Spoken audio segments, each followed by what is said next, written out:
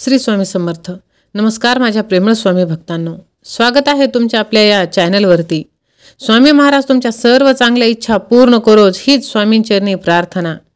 आणि आजच्या या व्हिडिओला सुरुवात. तर स्वामी महाराज म्हणतात की बाळा, तू घाबरू नकोस, तुझी सर्व इच्छा आता मी पूर्ण करणार आहे, फक्त तू माझ्यावरती विश्वास ठेव. आणि तुम्ही सुद्धा स्वामी महाराजांवरती विश्वास ठेवा आणि म्हणा, हे समर्था, माझ्या जीवनाचा चालक मालक तूच आहेस. माझ्या जीवनात कितीही समस्या येऊ देत, संकटे येऊ देत, आता आम्हाला त्याची पर्वा नाही, कारण माझ्या जीवनात तुझे अधिष्ठान आहे आणि जिथे अधिष्ठान तिथे समस्याच नाही. आणि समस्या जर आलीच तर त्या समस्येचे उत्तर निश्चित आहे, कारण तू एक स्वतः उत्तर आहेस आणि तू स्वतःच समाधान आहेस. तूच आनंद आहेस, तूच परम चैतन्य आहेस. आम्हाला मार्गदर्शन कर, आम्हाला प्रेरणा दे, कारण तू आम्हाला सर्वस्व आहेस, तुझ्याशिवाय आमचं कोणीच नाही. सहमत असाल तर कमेंटमध्ये अक्कलकोट निवासी श्री स्वामी समर्थ महाराज की जय लिहायला विसरू नका. आणि हा संदेश आपल्या प्रियजनांना शेअर करा, कारण तुमच्या एका शेअरने कोणाचं तरी हारलेलं मन जागृत होतं आणि तुम्ही नकळतच पुण्याचे भागीदार बनता. प्रत्येक भक्तावर स्वामी महाराजांचा हात असतो. स्वामी प्रत्येक भक्ताच्या मागे उभे असतात. आयुष्यात कितीही संकटे आली, कितीही दुःखे आली, कितीही मोठे आपल्या आयुष्यात अडचण आली, तरी स्वामी महाराज ते अडचण दूर करतात. स्वामी सदैव म्हणतात, भिवू नकोस, मी तुझ्या पाठीशी आहे.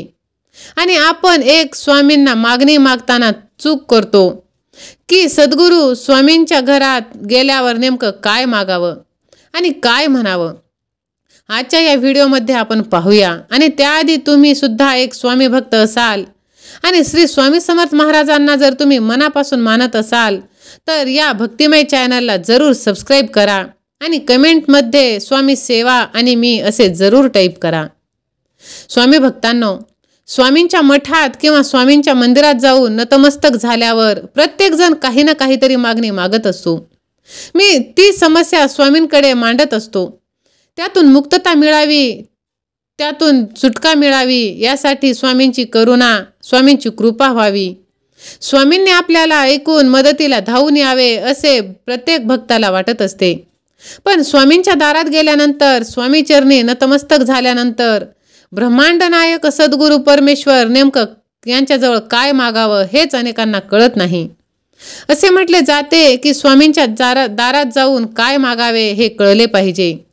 सद्गुरूंच्या अर्थात स्वामी महाराजांच्या दारात गेल्यावर नेमकं काय मागावं याचा विचार आपण अनेकदा करत नाही.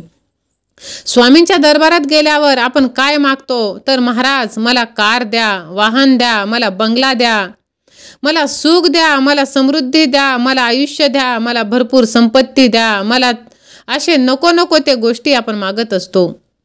काम धर्म मोक्ष देण्यास परमेश्वराकडे जाऊन आपण मागत असतो, नको ते मागत असतो. पण ब्रह्मांड नायकाच्या दरबारात जाऊन काय मागावे हे आपल्याला कळले पाहिजे. परमेश्वराकडे खरे काय मागायचे असेल तर ते आहे, परमेश्वराकडे खरेच जर आपल्याला काही घ्यायचं असेल देवाकडून तर देवाला म्हणावे की हे भगवंता, मला सर्वप्रथम तू सुख दे. सुख मागितले की त्यात सगळे आले. सुख मागत असताना परमेश्वराला सांगा की असे सुख दे ज्या सुखातून सदैव आमच्या सोबत तू असशील.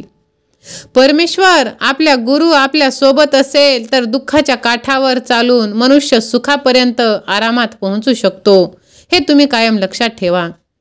स्वामी सदैव आपली पाठराखण करत असतात, सदैव आपल्या सोबत राहतात. स्वामी महाराज जर आपण त्यांच्याकडून जर सुखाची अपेक्षा केली आणि आपले कर्म चांगले केले तर, कितीही अडचणी येत असली तरी स्वामी आपल्या पाठीशी असतात.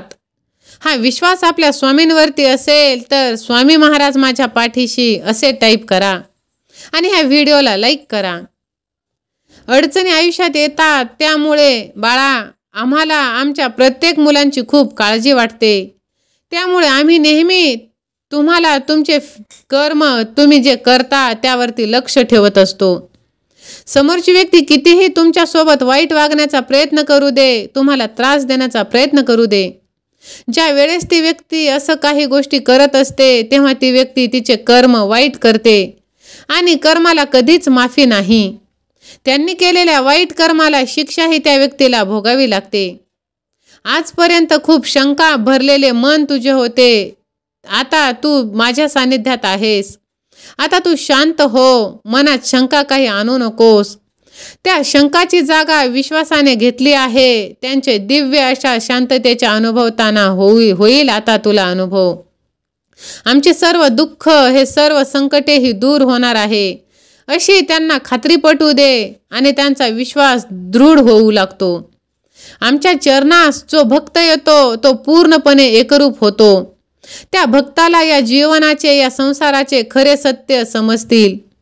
आजूबाजूला जे काही घडत आहे, जे काही चालू गोष्टी आहेत, ज्या गोष्टी सर्वजणांना समजत आहेत, त्या सर्व गोष्टी या खोट्या आहेत, नश्वर आहेत.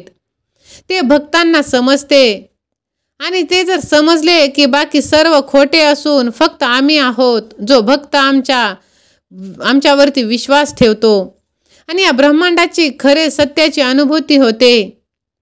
जग किती भौतिक सुखाच्या बाजूने फिरत असले तरी तुम्ही त्या सुखाच्या मागे धावू नका. कितीही मागे धावला तरी शेवट आमच्यापाशी होतो.